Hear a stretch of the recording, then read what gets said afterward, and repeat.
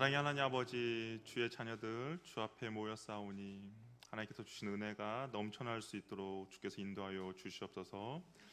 특별히 주님의 귀한 선교사님 오시고 말씀 듣습니다 하는 우리들 가운데 주님의 마음을 허락해 주시고, 또 우리는 선교지로 떠나지 못하지만 기도로서 함께 중보하며 나아갈 수 있는 보내는 선교사 역할을 잘 감당할 수 있도록 주께서 또한 은혜 베풀어 주시옵소서. 우리 예배를 올려드립니다. 주님께서 기뻐 흠양하여 주시고 하나님께서 임재하여 주시고 하나님께서 함께하여 주시옵소서. 사랑 많으신 예수님의 이름으로 기도합니다. 아멘. 우리 91장 함께 찬양하겠습니다.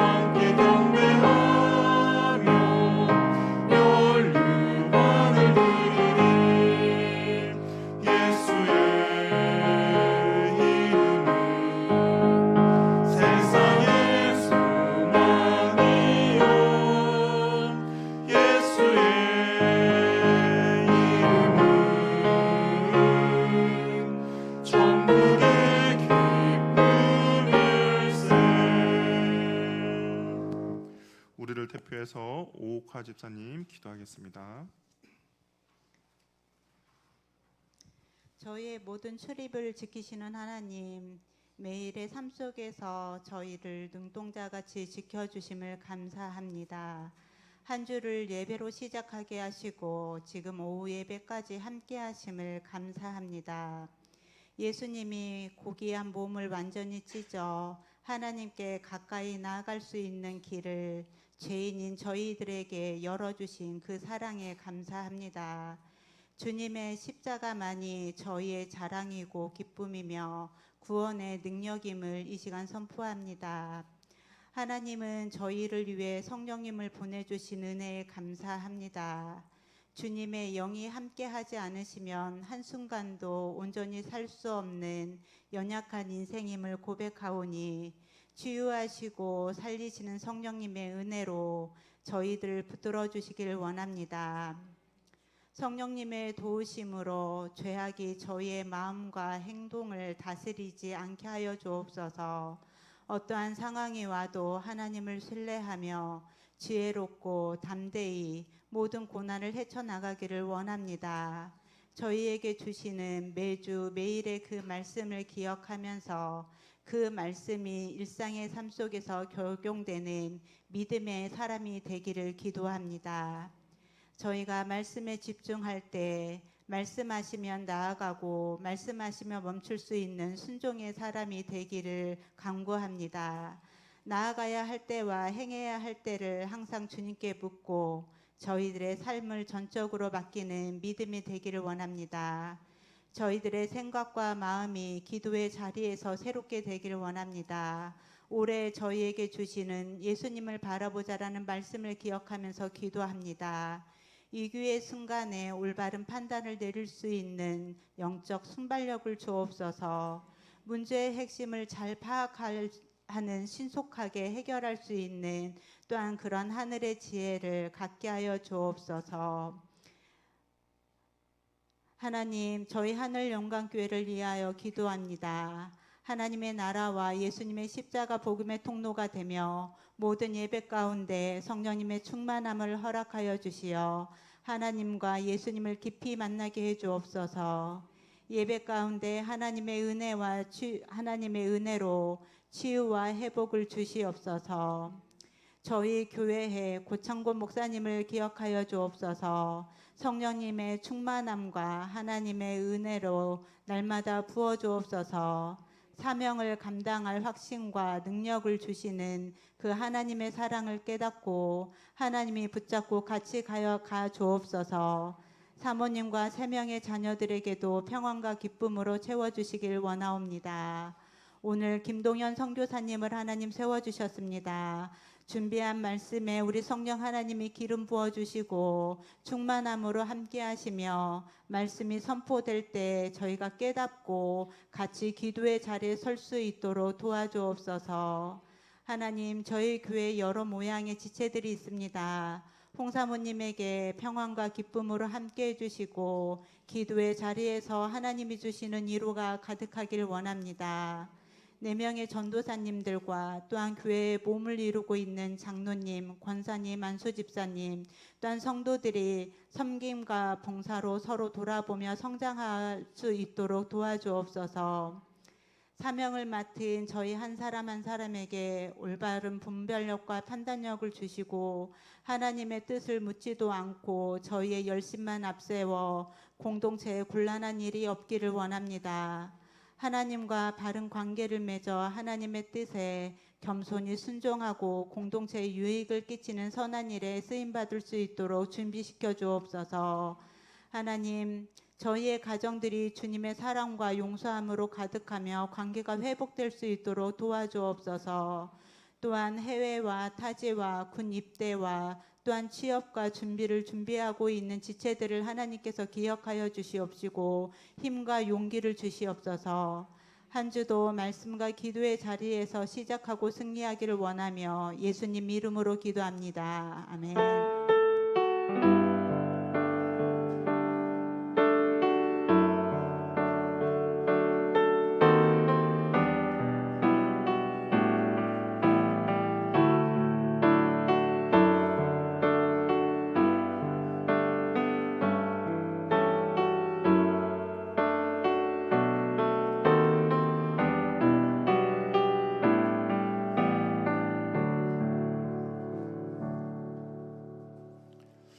이 시간 하나님께서 우리에게 주신 말씀은 사무엘상 1장 10절에서 11절 말씀입니다.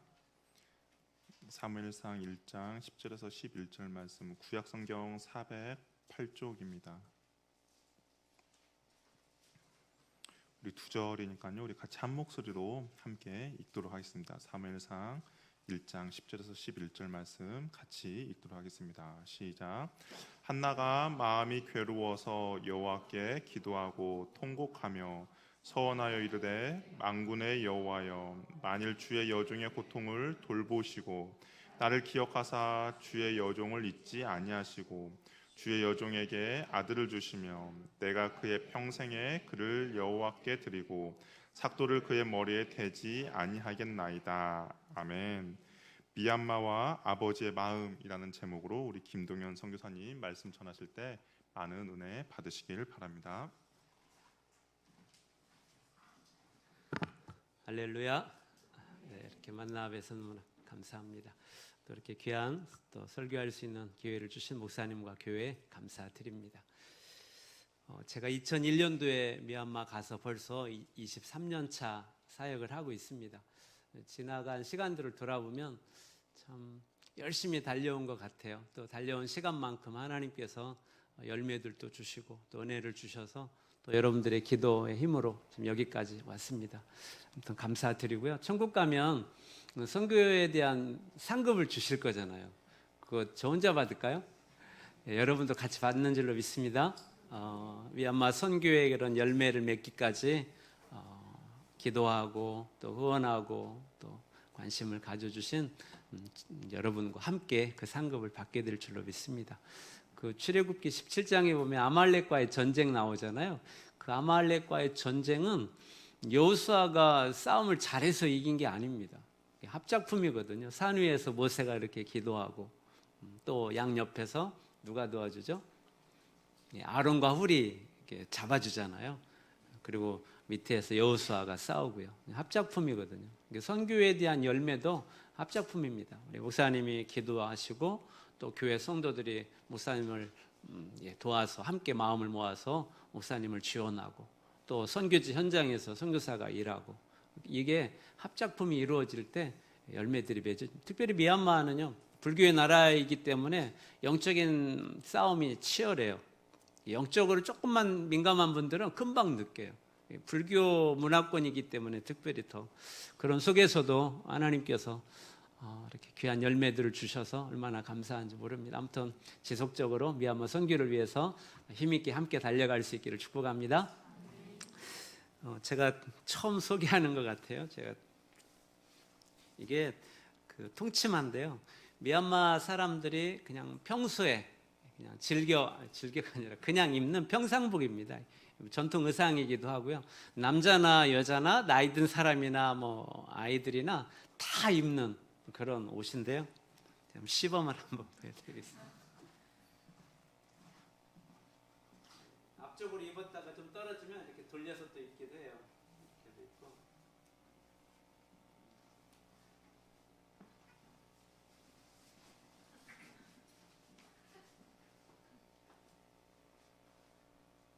제가 옷걸이가 좋아서 멀리 봐도 잘 이렇게 입는 잘 어울리죠? 제가 2001년도에 갔을 때요 다 이런 론지라고 하는데 이런 옷을 입었어요. 그때 당시에는 좀 저처럼 이렇게 바지를 입은 사람은 거의 찾아볼 수가 없을 정도로 한 사람이나 한두 사람 이렇게 볼 정도로 다 이걸 입었어요. 근데 지금은요 오히려 이거 입은 사람보다 바지를 입은 사람을 더 많이 볼 수 있어요. 그리고 심지어는 반바지도 지금은 입습니다. 이해가 잘 안 되시겠지만요. 제가 갔을 당시만 해도 집에 손님이 왔는데 바지를 입고 아니면 반바지를 입고 손님을 영접하면 아주 큰 신뢰라고 생각할 정도로. 그러니까 이것을 입기 때문에 반바지는요. 미얀마 사람들에게는 팬티예요. 반바지가. 그러니까 그런 문화 속에 있다가 지금은 오히려 이거 입는 사람보다 바지나 반바지를 입는 사람이 더 많아졌어요. 특별히 젊은이들이. 뭘 의미할까요?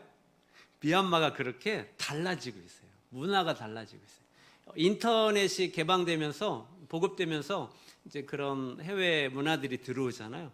제일 먼저 반응하는 게 젊은이들이잖아요. 제일 먼저 이렇게 옷이 바뀌어지더라고요. 첫 번째 여러분께 이제 기도 제목으로요 부탁드리는 건 이렇게 미얀마가 변화되는 시기 속에서 젊은이들 특별히 젊은이들이 기독교로 개종하도록 첫 번째 기도 제목으로 부탁을 드립니다. 미얀마가 불교 나라잖아요. 태어나면서부터 불교잖아요. 그러니까 제가 살아보니까요 이 불교라고 하는 이것은 종교가 아니라 그냥 삶이에요. 삶, 생활이에요. 모든 일상이 다 불교식이에요. 그러니까 젊은이들도 뭐 더 말할 것도 없이 그냥 불교가 그들의 삶이고 생각이고 사고방식입니다. 지금 이제 이렇게 변화되면서 아무튼 첫 번째로는 젊은이들이 그런 불교의 의식 속에서 기독교로 개종할 수 있도록 첫 번째 기도 제목 부탁드리고요. 두 번째는 지금 아시는 것처럼 코로나가 이제 지나고 또 그러면서 쿠데타가 일어났잖아요. 많은 사람들이 죽고 여전히 이제 군부가 장악하고 있는데 지금 문제는요. 군부니까 무기가 있잖아요. 시민군들이 그 전부터 있었던 반군하고 연합을 했어요. 그러니까 여기에도 무기가 있는 거예요. 군부도 무기가 있고 시민군과 연합한 이 반군에도 무기가 있잖아요. 그리고 싸움이 되는 거예요. 그래서 많은 사람들이 더 죽고 또 서로 무기가 있다 보니까 이게 지금 상황이 장기화될 것 같은 그런 분위기예요. 그래서 조금은 좀 암담해요. 그냥 답답해요. 상황이 이러다 보니까 미얀마에 살고 있던 외국인들이 다 나가요. 특별히 사업하는 사람들이. 외국 투자 자본들이 다 나가니까 미얀마 경제가 더 바닥이 되고요. 이런 악순환들 속에서 상황이 더 이렇게 장기화될 것 같아서 두 번째 기도 제목으로는 하나님께서 정말 강권적으로 간섭해 주셔서 이런 관계들이 빨리 깨지도록, 그래서 좀 안정되도록 특별히 두 번째 기도 제목으로 부탁을 드립니다. 그리고 세 번째는요, 사실 지금 현재 미얀마 교회들이 부흥하고 있어요. 더 많이 모여요. 주일날 예배 시간에. 이거는 정말 예상치 못했던 현상인데요. 실제적으로 쌀값이 2배로 올랐어요. 이 물가가 오르면서. 그러니까 서민 경제가 많이 어려운데 어려워서 그런지 현지 그 교회들이 전체적으로 전반적으로 교회들이 많이 모이고 있습니다. 특별히 작년, 재작년 여러분들도 이렇게 후원해 주셔가지고 쌀 나누기 많이 했거든요. 그런 보통 쌀 나누기 하면 10kg짜리를 쌀 10kg짜리 담아가지고 100가마니든 200가마니를 교회에 싸놔요. 사가지고 그러면 그 지역 마을 사람들이 가난한 사람들에게 나눠줘요. 공짜로 그냥. 그걸 하면서 특별히 더 그 교회에 대한 이미지가 아주 좋아졌어요. 그전에는 그 마을에 교회가 세워진다 그러면 막 반대했거든요. 못 세우게 막 하고 건축도 못하게 하고. 근데 그런 좀 분위기가 조금 달라져서 오히려 이런 어려운 상황들 속에서 쌀 나누게 하면서 교회들이 좋은 이미지를 갖고 또 그런 관계들 속에서 사람들이 더 많이 지금 모이고 있습니다. 세 번째 기도 제목으로 이런 분위기를 타서 현지 미얀마 교회들이 부흥할 수 있도록 기도해 주시기를 부탁을 드립니다.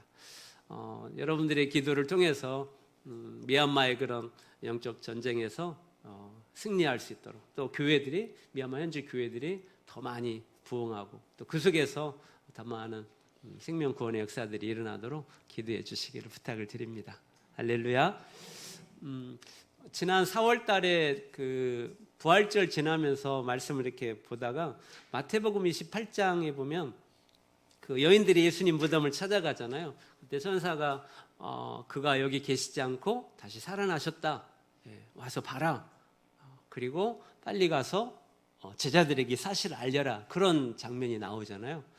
말씀을 읽다가 한번 따라서 한번 해볼까요? 또 빨리 가서. 그 말씀을 이렇게 딱 듣는데 감동이 이렇게 와서 잠깐 말씀을 나누려고 해요. 빨리 가서 전하라는 거거든요. 여러분, 우리가 빨리 가서 무슨 소식을 전하려고 할 때, 기쁜 소식이잖아요, 그게. 기쁜 소식일 때 빨리 갈 수 있잖아요. 나쁜 소식이고 슬픈 소식인데 막 빨리 가지는 않잖아요. 우리가 신앙생활 하면서 우리도 빨리 달려가는 그런 신앙생활을 하려면 이게 필요하겠구나 그런 감동이 있어서 미얀마 선교와 함께 더불어 이 말씀을 잠깐 나누려고 합니다. 빨리 가려면요 부활에 대한 확신이 있어야 돼요. 우리 쉽게 표현한다면 천국에 대한 확신이 있어야 돼요. 그래야 우리가 빨리 달려갈 수 있어요. 여러분, 예수님께서 부활하신 이후에 제자들에게 나타나셨잖아요. 말씀도 하시고 또 의심하는 도마에게는 손 이렇게 만져봐라. 또 옆구리도 이렇게 확인시켜 주시잖아요. 그 심지어는 예수님께서 그 해변가에서 그 숯불 해가지고 고기, 생선 구워가지고 제자들하고 식사도 하잖아요.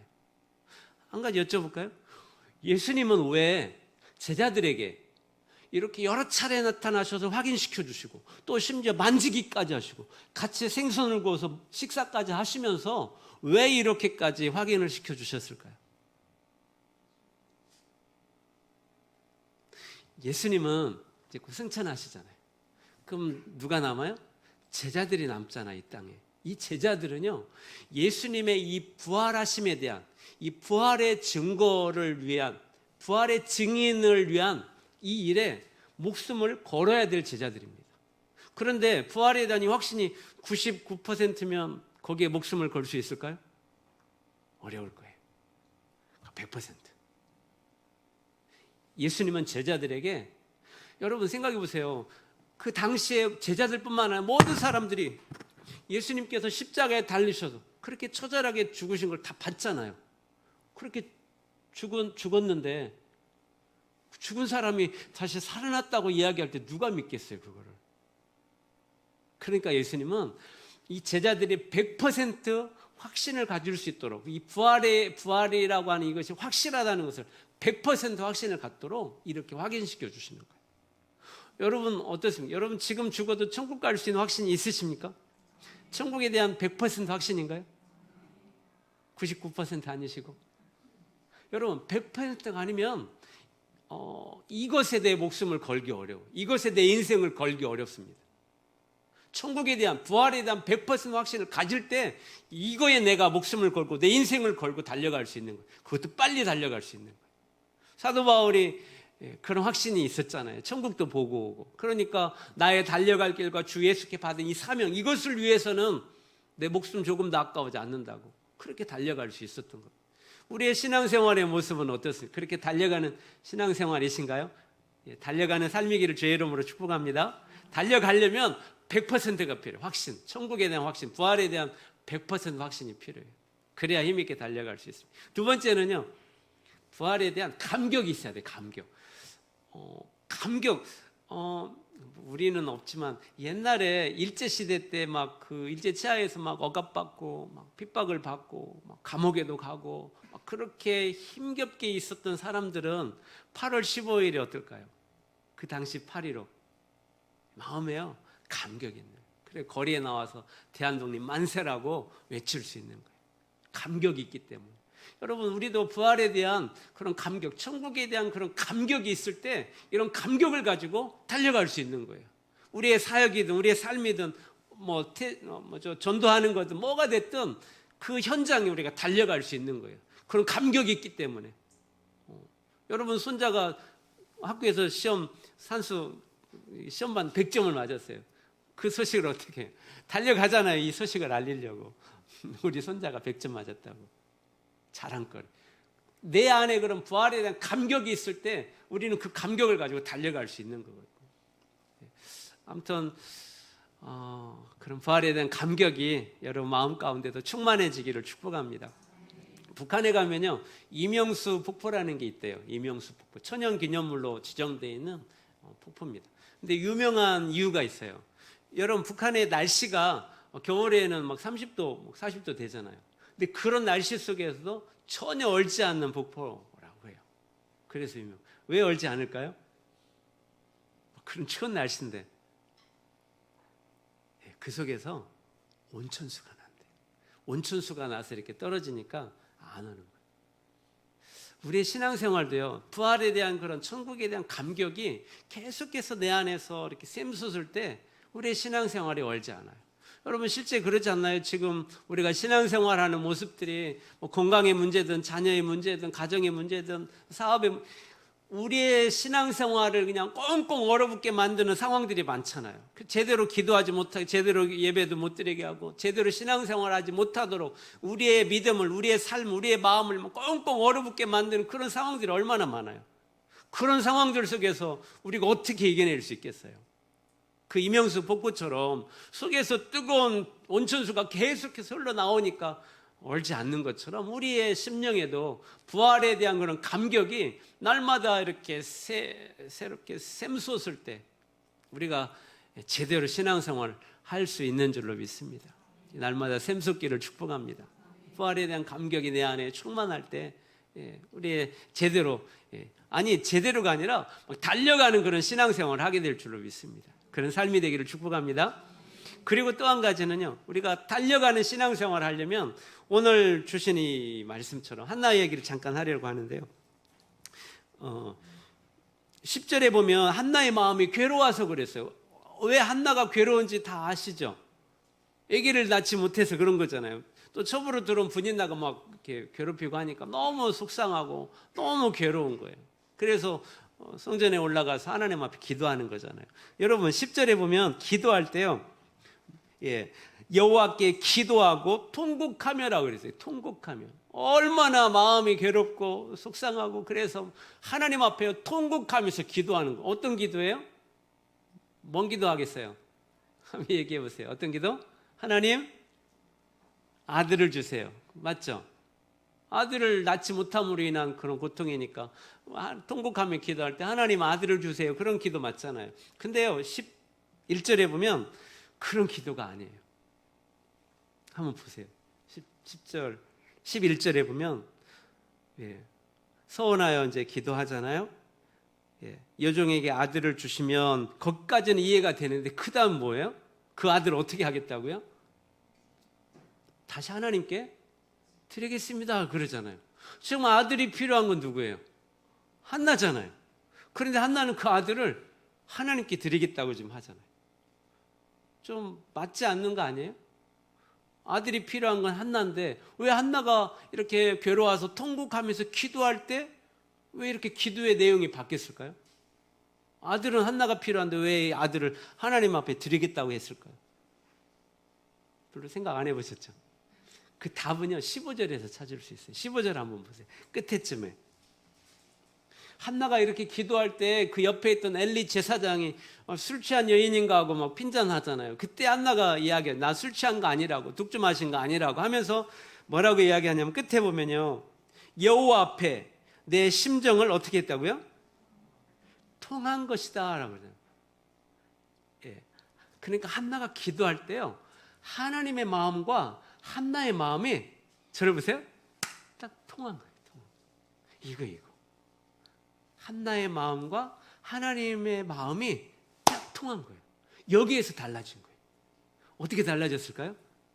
이렇게 한나가 아들이 필요한데 이 아들을 다시 하나님 앞에 드리겠다고 기도가 바뀌어진 거예요. 왜 바뀌어졌을까요?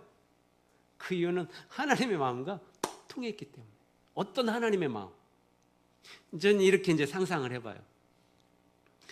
한나가 정말 괴로워서 통곡하면서 기도할 때 하나님 아들을 주세요.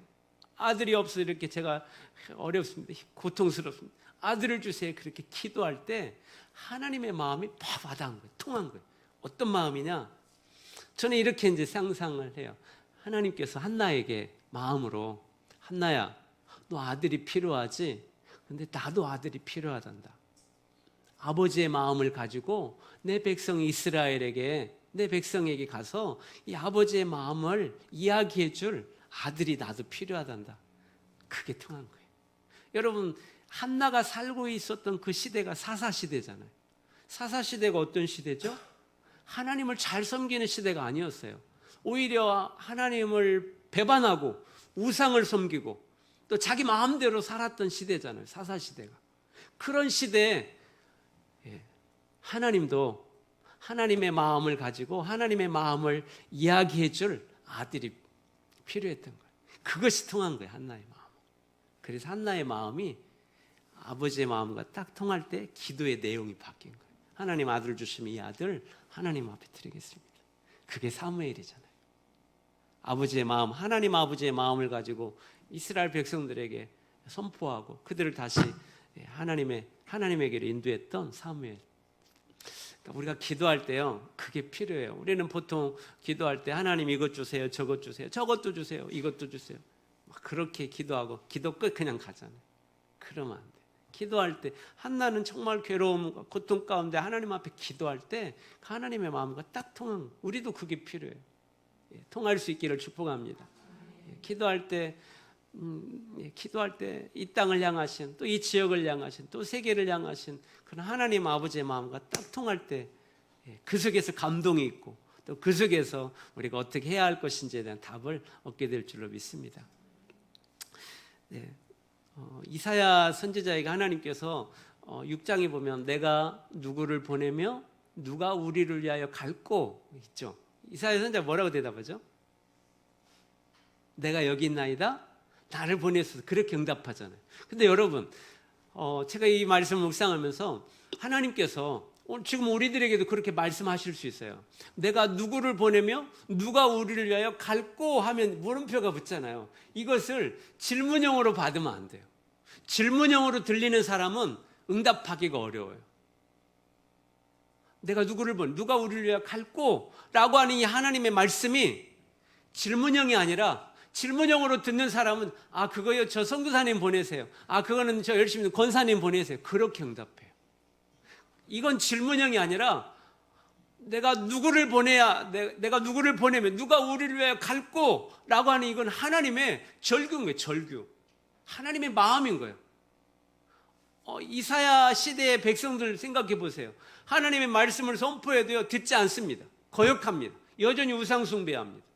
그런 이스라엘 백성들을 향하신 우리 하나님 아버지의 마음, 그런 마음이 통할 때 내가 여기 있나이다, 나를 보내소서, 그렇게 응답할 수 있는 겁니다.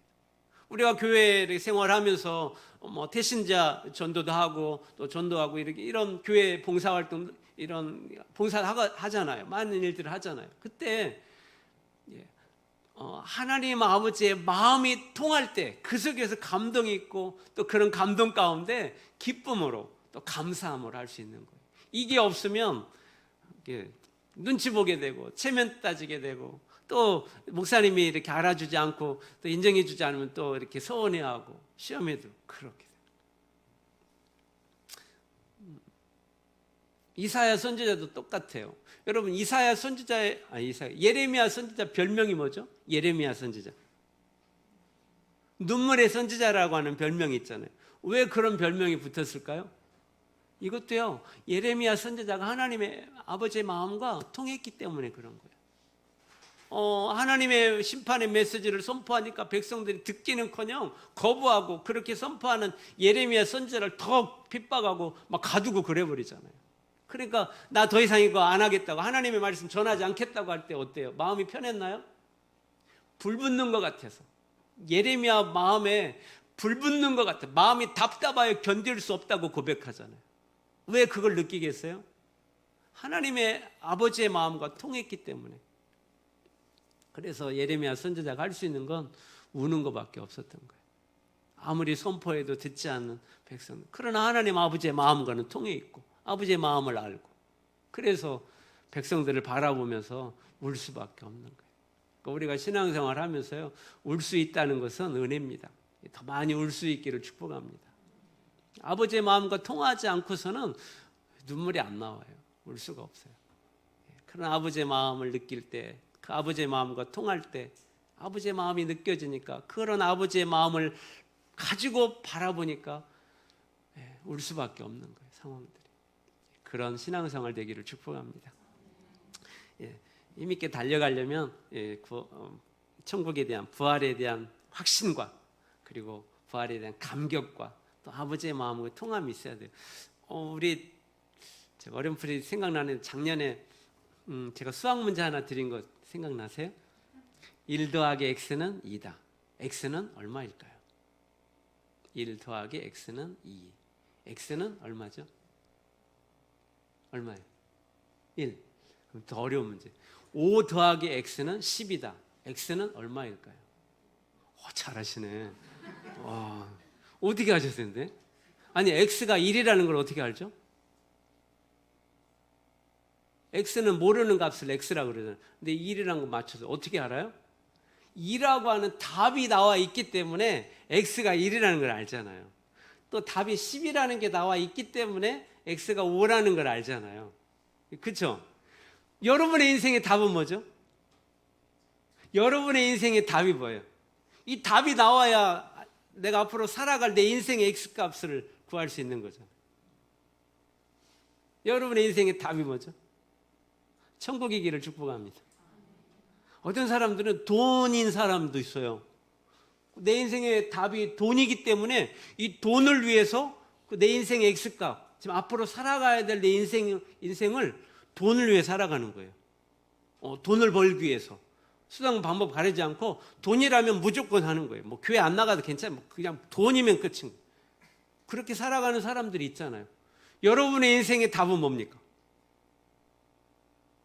그 답이 정확해져야 내 인생의 X값이 나오는 거니까. 그리고 많은 사람들이 이 답이 불분명하니까 인생이 방황하는 거예요. 어떻게 살아야 하는지를 모르고. X 답이 안 나오잖아요. 이 답이 없으면. 그래서 방황하는 거라니까. 혹시 여러분 지금 내 삶이 지금 방황하는 삶이라면 이 답을 다시 한번 점검해 보세요. 100%이 답이 나오지 않으면 내 인생은 제대로 못 사는 거예요. 그러니까 천국이라고 하는 부활에 대한 100% 확신, 천국에 대한 100% 확신을 가질 때 내 인생의 X값은 정확한 거예요. 내가 어떻게 살아야 하는지, 또 무엇을 위해 살아야 하는지, 또 누구를 위해 살아야 하는지에 대한 내 인생의 X값은 정확한 거예요. 그런 정확한 답을 가질 수 있기를 축복합니다. 그런 삶이 후회하지 않는 더 멋진 인생을 살아갈 수 있습니다. 사도 바울도 그런 인생을 살아간 사람이잖아요. 저도 미얀마에 대한 하나님의 부르심 앞에 저는 너희는 온 천하에 다니 만민에게 복음을 전파하는 그 말씀을 주셨어요. 그 말씀 가지고 간 거예요. 내 인생의 답이 정확하면 할수록 내 인생의 X값은 더 분명해지고 더 정확해질 수 있는 겁니다. 방황하는 인생 되지 않기를 축복합니다.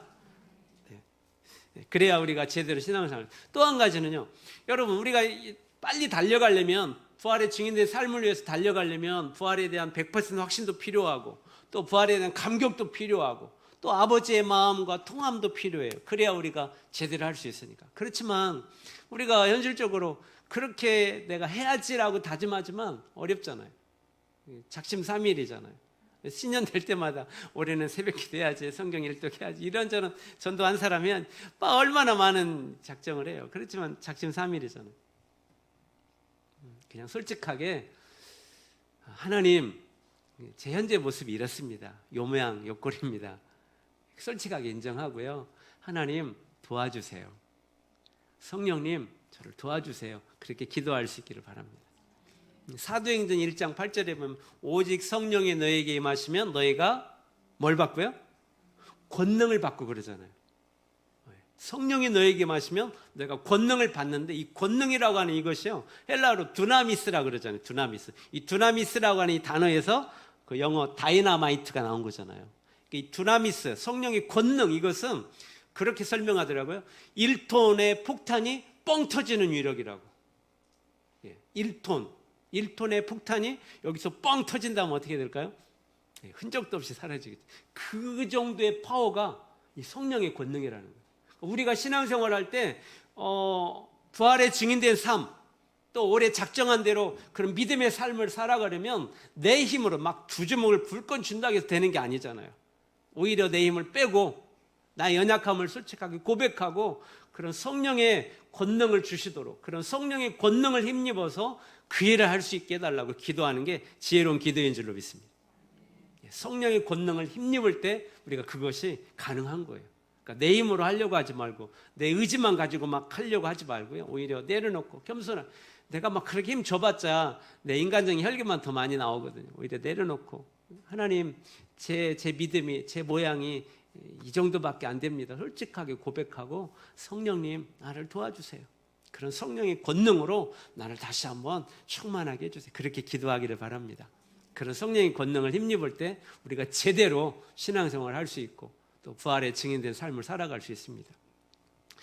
오늘 저도 미얀마 이렇게 지나온 한 20년 이렇게 생각해 보니까요, 참 감사한 일들이 많죠. 물론 힘들고 어려운 일도 많이 있지만 그런 달려온 시간들 속에서 열매들도 주시고, 또 이겨낼 수 있는 힘도 주시고, 참 부족함에도 불구하고 참 감사한 일들이 많은 것 같아요. 그런 열매들을 주셔서 고아원 사역도 벌써 지금 오랜 동안 하면서 사역자들도 나오고, 지금 올해도 졸업해서 교회에서 사역하는 아이도 있고요. 또 지금 신학교 다니고 있는 아이도 있고, 또 이제 졸업하면 신학교 가겠다고 하는 아이도 있어서 얼마나 감사한지 몰라요. 또 현지에 지어진 교회들마다 이렇게 부흥하고 있어서 아무튼 여러분들이 기도해 주신 덕이라고 믿습니다. 더 힘있게 미얀마 선교를 위해서 기도해 주시기 바랍니다. 여러분, 우리가 이제 힘있게 달려가려면 그런 부활에 대한 확신, 부활에 대한 감격, 또 아버지의 마음, 그리고 성령의 능력으로 이제 우리가 나갈 수 있잖아요. 우리의 삶은 예수님께 부활의 증인이 되라고 말씀하신 거잖아요. 부활의 증인. 부활의 증인이라는 게 뭐예요? 쉽게 표현하면 천국이 있다는 것을 보여주는 삶인 거예요. 예수 믿지 않는 사람들은 보통 생각할 때 죽으면 끝이지 그렇게 생각하잖아요. 죽으면 끝. 근데 여러분, 죽으면 끝인가요? 천국이 있음을 믿습니다. 이 땅에서 우리의 삶은 그 천국이 있다는 것을 보여주는 삶인 거예요. 부활의 증인이라는 게 바로 그런 거거든요. 몇 주 전에요, 저도 뉴스에서 이렇게 봤는데 우리나라에서 있었던 일이에요. 어떤 분이 그 사람 없이 무인 점포 이렇게 혼자 들어가서 사고 계산해서 나오는 게 있잖아요. 딱 가서 5천 원짜리를 이제 샀어요. 이제 계산대에서 바코드 찍고 보는데 딱 찍었는데 500원이 뜨는 거예요. 500원. 이해가 되시죠?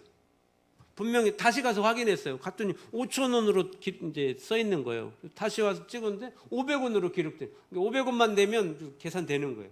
여러분 같으면 어떻게 하겠어요? 땡 잡았다. 어떻게 하시겠어요? 근데 이 자매가요, 다시 한번 확인한 거예요. 근데 5천 원, 분명 5천 원이야. 그래서 그 자판기 계산할 때 10번을 찍은 거예요. 그럼 얼마예요? 5천 원 되잖아요. 계산하고 갔어요. 이런 게 부활의 증인된 삶을 살아가는 겁니다. 아무도 보는 사람 없잖아요. 그냥 500원만, 아니 어떤 사람들은 10개를 가져올 거예요. 제가 현지 미얀마 교회 지을 때 한 10년도 더 넘었어요. 오래됐는데요. 그 좀 연세 드신 권사님이 500만 원을 후원해 가지고 교회를 예쁘게 세웠어요. 나중에 그분하고 이제 통화할 일이 있어서 이렇게 아유 권사님 돈도 없는데 이렇게 큰 돈 주셔서 교회를 잘 세웠습니다. 감사합니다. 이제 그런 인사하는데요. 그 권사님이 하셨던 말씀 오래됐는데 지금도 생생해요. 아이고 선교사님, 저도 머지않아 주님 만날 텐데 부끄럽지는 않아야죠. 우리의 신앙생활은 그런 겁니다. 누가 보든 안 보든, 누가 인정해 하든 안 하든 하나님 앞에서 천국을 바라보고, 우리 천국 있다는 거 다 확신하시잖아요. 그것을 그냥 말로만, 머릿속으로만 아니라 지금 현재 우리의 삶의 현장 속에서 천국이 있다는 그런 천국이 있다고 하는 그것을 보여주는 거예요. 보여주는 거. 내 스스로가 그렇게 살아갈 뿐만 아니라 믿지 않는 사람들에게도 그런 우리의 차별화된 삶을 통해서 보여주는 거예요. 왜? 그런 거. 누가 안 본다고 해서 막 아무렇게나 그게 아니라 우리의 삶의 현장 속에서 그렇게 더 많이 천국이 있다는 것을 증명하는, 증거해주는, 보여주는 그런 삶이 되기를 주의 이름으로 축복합니다. 그럴 때 우리가 제대로 살아가는 거고, 또 그런 삶 속에서 하나님께서 은혜를 주시고 또 열매들을 주시는 줄로 믿습니다. 네, 말씀을 좀 정리하겠습니다. 20년 넘게 이렇게 미얀마에 살면서 참 은혜 가운데 여기까지 인도해 주시고, 또 여러분들의 기도를 통해서 이렇게 건강하게 또 사역 속에 풍성한 열매들 가운데 이렇게 여기까지 왔습니다. 지속적으로 계속해서 미얀마 선교를 위해서 기도해 주시고, 또 그 속에서 정말 풍성한 은혜들, 또 풍성한 열매들이 있도록 많이, 아무튼 이런 변화되는 시기 속에서 여러분들의 기도가 더 절실하게 필요합니다. 여러분의 기도를 통해서 미얀마가 이렇게 변화될 때 좀 기독교로 더 많이 이렇게 부흥할 수 있도록 기도해 주시고, 또 젊은이들의 의식이 바뀌어지고 기독교를 개종하고, 또 저희 현지 고아원이든 또 기숙사든 또 현지 교회든 개척된 교회들 속에서 더 풍성한 열매들이 맺어질 수 있도록 더 많이 기도해 주시기를 다시 한번 부탁을 드립니다. 여러분의 기도를 통해서 또 함께 미얀마 선교를 이뤄가는 그 일에 또 함께 동참하는 우리 모두가 될 수 있기를 주의 이름으로 축복합니다. 기도하겠습니다.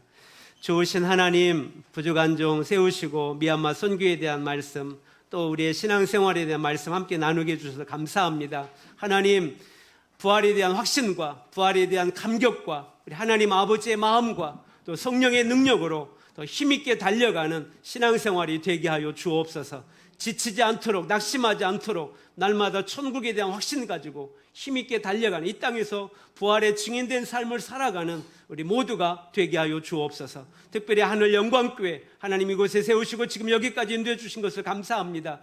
하나님, 우리 하늘 영광교회를 통해서 영광을 받으시며 이 전주 지역뿐만 아니라 세계의 선교를 위해서도 귀하게 쓰임받는 교회로 성장시켜 주옵소서. 또 우리 목사님 세우셨사오니 날마다 성령으로 말씀으로 충만하게 채우시사 이 사명 잘 감당하실 수 있도록 역사해 주옵소서.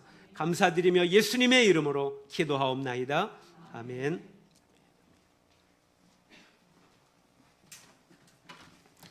우리 귀한 말씀 전해주신 선교사님께 우리 박수로 우리 감사의 마음을 표했으면 좋겠습니다. 우리 귀한 말씀 전해주셔서 진심으로 감사드리고요. 우리 교회가 부활의 증인이 되는데 힘써 뛰어갈 수 있는 귀하고 복된 교회 되길 바랍니다. 교회 소식 말씀드리겠습니다. 우리 5월 달에 우리 교회 일정이죠. 5월 27, 28일 날 우리 특별한 예배를 준비하고 있습니다. 그래서 우리 기도로 준비하셔서 많이 동참하셔서 성도들 간의 좋은 교제의 시간 갖길 바랍니다. 그리고 오전에 광고했던 것처럼 우리 주양 형제 그 청첩장이 밖에 데스크에 준비되어 있습니다. 필요하신 분들은 하나씩 가져가 주시면 감사하겠습니다. 예, 우리 찬양 함께 하겠는데요. 우리 하나님 아버지의 마음 우리 함께 찬양하고 찬양 마친 후에 우리 선교사님 축도로 우리 예배를 마치도록 하겠습니다.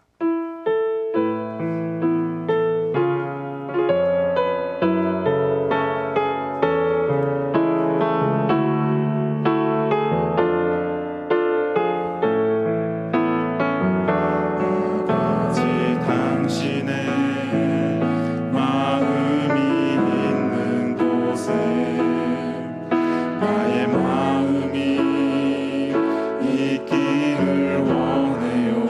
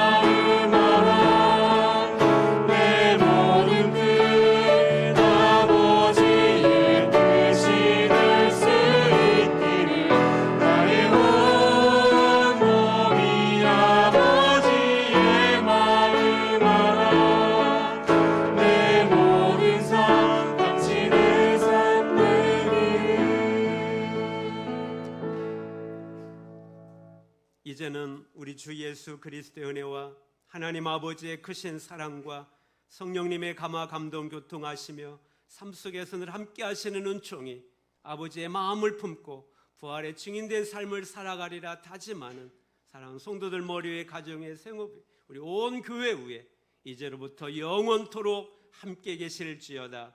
아멘.